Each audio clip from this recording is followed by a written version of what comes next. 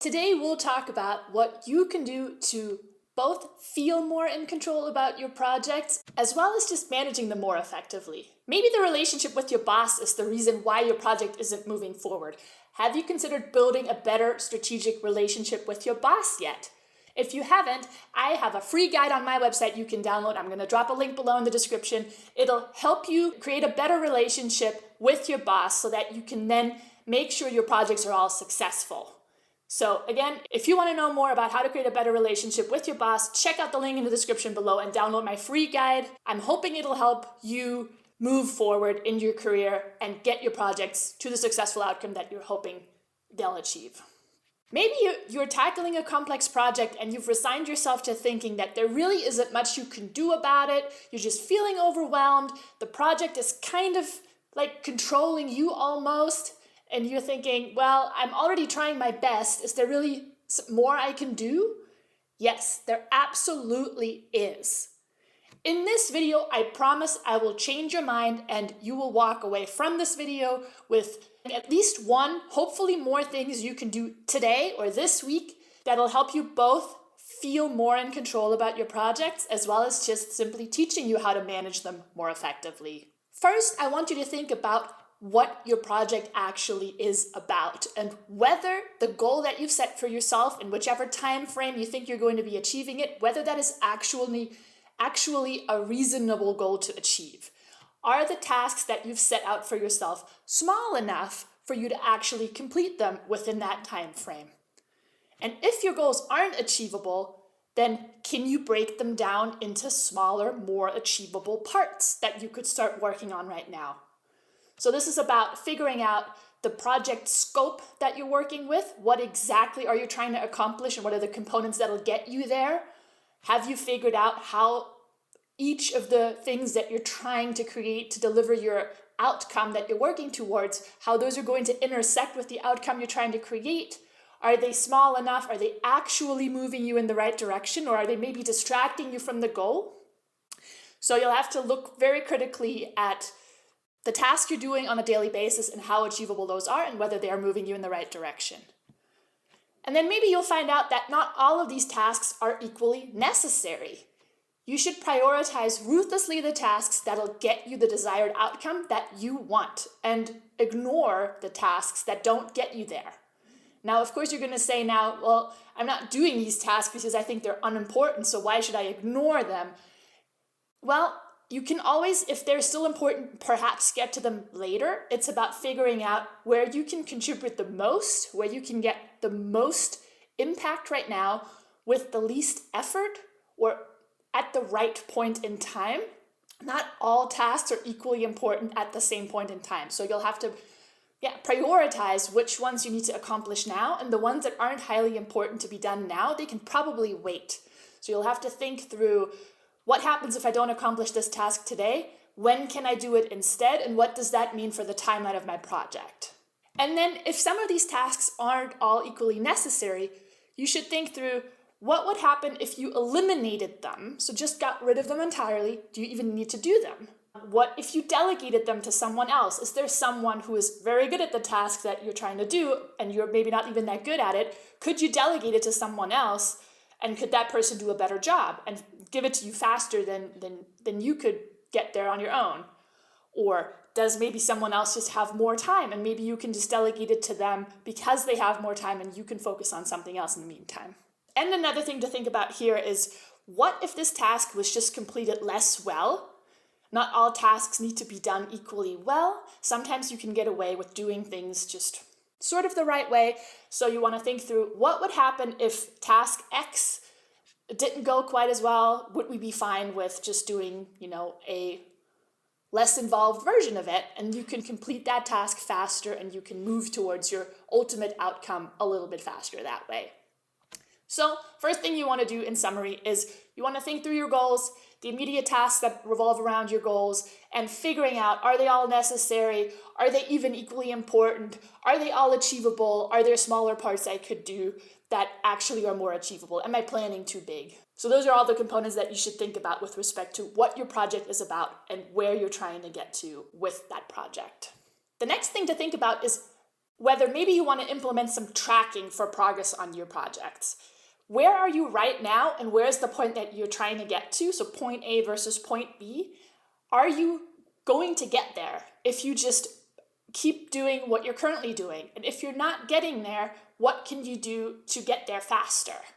So you want to track where you're spending your time, and you want to track just the amount of time it takes to complete particular tasks so that you actually know whether you are progressing towards your goal. If you're not tracking anything right now, you don't know where you are between point A and point B, of course that feels overwhelming, and of course it feels like your project isn't moving. You probably are doing something for your project. It's about figuring out how to track it and tracking the right things actually. So going back to what we just discussed in the first section of this video about what's the scope of your project, what are you actually trying to do, you want to figure out which of those things are necessary, and then the necessary ones, you actually want to track them. And again, do you need to get any help? Do you need to hire help? Do you need to ask to renegotiate the scope of what you're trying to do? Maybe you're just planning too big, and maybe you just really need more time, and maybe you can talk to your boss or maybe a customer, depends on your situation. Maybe you can renegotiate what you deliver by which point. Maybe you can deliver just some of it, or maybe you can deliver it less well. You obviously want to negotiate that with whoever you are producing something for, and that could help you just complete this project a lot faster and a lot more efficiently. And then the last thing that I want to talk about in this video is think through the risks and plan accordingly. Have you actually sat down and thought about what would happen if you don't achieve the outcome that you're trying to achieve? What if some of the tasks that you're trying to do are failing? Do you have a plan in place that you can fall back on in case that happens? So figure out for yourself, what are the risks that will prevent you from achieving your outcome? You need to be very specific, and you can brainstorm this. It can be anything from, I'm going to be too late delivering this, it's going to have lower quality, and whoever I am delivering it to will not be happy about that. And then figure out what can you do to address these problems proactively. So maybe it comes with communicating more frequently and giving status updates, or just being upfront about the kind of quality that you can deliver within a certain time frame. And if someone still wants higher quality, then you need more time to complete that. Those sorts of conversations need to happen, and you need to think through, what are the risks that prevent me from the successful outcome, and what can I do to address them? How can I plan for the worst case scenario? And for each of these risks, you want to evaluate how likely are they to happen. And for the ones that aren't particularly likely, it obviously doesn't make sense to plan for them much. You maybe just want to acknowledge that they're there and sort of like have a rough plan in place for what to do if that happens, but you don't need to have any specific action items to do in case those happen. Whereas the risks that you really think are very likely to happen, you should have several options to fall back on in case that scenario happens, because if it's that likely, you really should have a plan B or a plan C in place that will still move you forward if those happen. So, and in terms of planning for these risks, you can think through two different angles. You can first think through, what can I do to prevent these scenarios from happening? That is one area in which you can brainstorm. And then you can also think about, what can I do to repair them in case the scenario really happens? And that'll give you a completely different list of options.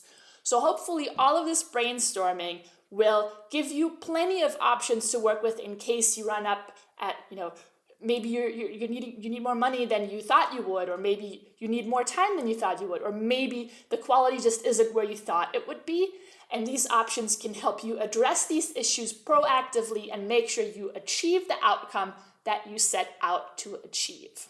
Hopefully in today's video, you've learned a few things you can do right now to help you feel more in control of your project and start to manage it better. In summary, we've talked about, what is the actual scope of the project you're working on? Are the tasks manageable? Are they all important? Can you delegate some of them? Can you eliminate them? What can you do around the actual scope of the project that could help move you forward? We've talked about implementing tracking on your projects. Are you tracking the most crucial parts? Have you accounted for other components that maybe are unforeseen that could delay your progress? It's often easy to forget to track, but you should absolutely start tracking your projects, making sure that things get delivered when you thought they would get delivered. It'll give you a reality check for how you are performing with respect to getting from point A, which is where you currently are, to point B, which is your ideal outcome. And the third thing we talked about was what you can do to prevent risks that might occur. Risks always happen. Things don't go as planned. What can you do in case they happen? How can you prevent them? How can you repair them? Think through some options there, help you brainstorm, and it'll help you prevent those worst case scenarios, and it'll get you towards successful outcome for your project. So let me know in the comments below which one of these topics, scope of your project, implementing tracking, or thinking through risks and managing them, which of these was most helpful to you? Which one will you implement this week? And also, which problems are you facing with your projects? Because I'm sure they can be solved. So let me know in the comments below, and I'll be happy to help you solve them. And if you still need help with your project, don't forget to ask your boss for help. Do you have a good relationship with your boss? If you don't, check out the link in the description again, where I've created my free guide on my website. You can download it today, and it'll help you today to better your relationship with your boss so that you can rely on them more for support with your projects. They can help get you unstuck when your project is not working out the way you thought it would. So absolutely check that out if you don't have a great relationship with your boss yet. Or even if you do, maybe it can help you get an even better relationship with your boss. So again, download my free guide, and I'm hoping that this video was helpful for you, and I'll see you in the comments below.